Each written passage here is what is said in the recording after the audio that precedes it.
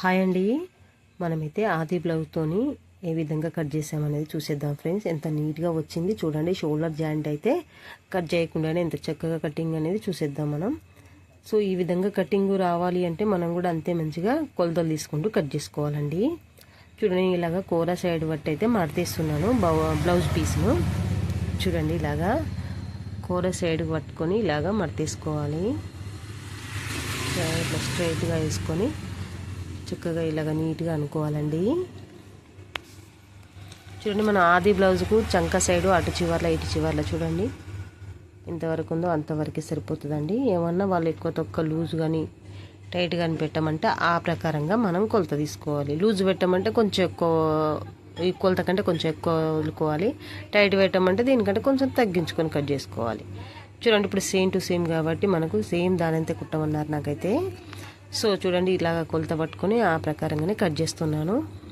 మీకు సీదా వస్తుంది అంటే నో ప్రాబ్లం, లేదంటే ఒక స్ట్రైట్గా ఒక లైన్ అయితే గీసుకోండి. చూడండి, మధ్యలోకి ఇప్పి మళ్ళీ ఇలాగ మడతీస్తున్నాను నేను. బ్లౌజ్ పీస్ని మళ్ళీ మధ్యలోకి ఇలాగ మడతీసుకోవాలండి.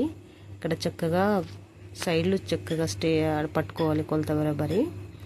ఇలాగ నీట్గా వేసుకోవాలండి. మళ్ళీ చూడండి, ఇలాగా నీట్గా సదురుకోవాలి క్లాత్ అంతా కూడా. ఇలాగా చూడండి, ఆది బ్లౌజుకు షోల్డర్ కుట్టుకా నుంచి వెళ్ళి కింద పాట్ లాస్ట్ వరకు ఇలాగ పట్టుకోవాలండి మనం.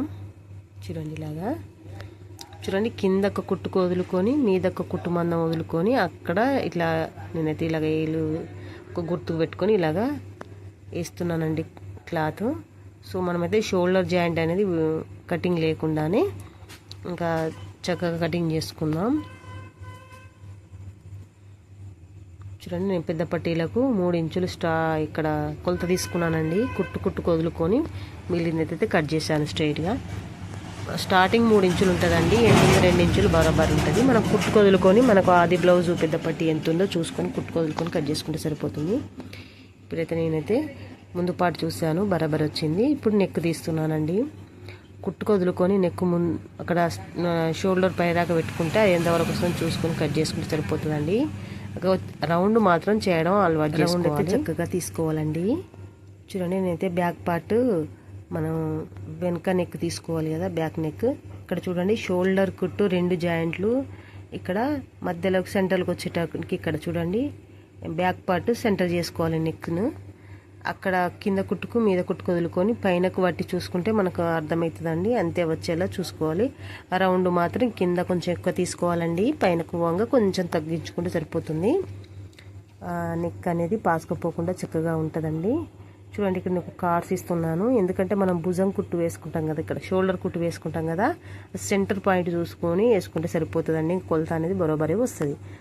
చూడండి, నేనైతే షోల్డర్ కూడా కొలత చూస్తున్నాను. అటు కుట్టుకు ఇటు కుట్టుకు వదులుకొని ఇలాగ కట్ చేస్తున్నానండి. చూడండి, ఇలా నీట్గా కట్ చేసుకోవాలి. చూడండి, మనం ఇప్పుడైతే కర్వ్ అనేది కూడా ఇలాగ తీసుకోవాలండి. ఇలాగ నీట్గా తీసుకోవాలండి కర్వ్ అనేది కూడా. ఫ్రెండ్స్, నా ట్రైపాడ్ అయితే ఖరాబ్ అయిందండి. సో వేరే ట్రైపాడ్ తీసుకోవాలి. కొంచెం వేరే కాడ సిల్వెట్ తీయడం జరిగింది. చూడండి, ఎంత సూపర్గా వచ్చింది కట్టింగ్. మనం అంతే పర్ఫెక్ట్గా కొలతలతోని కట్ చేసుకోవాలి. మనకు ఆది బ్లౌజ్ ఉంటే చాలండి, చక్కని కటింగు మంచి కొలతలతోని చక్కని కటింగ్ అయితే వస్తుంది. చూడండి, చాలా బాగా వచ్చింది. Thank you for watching.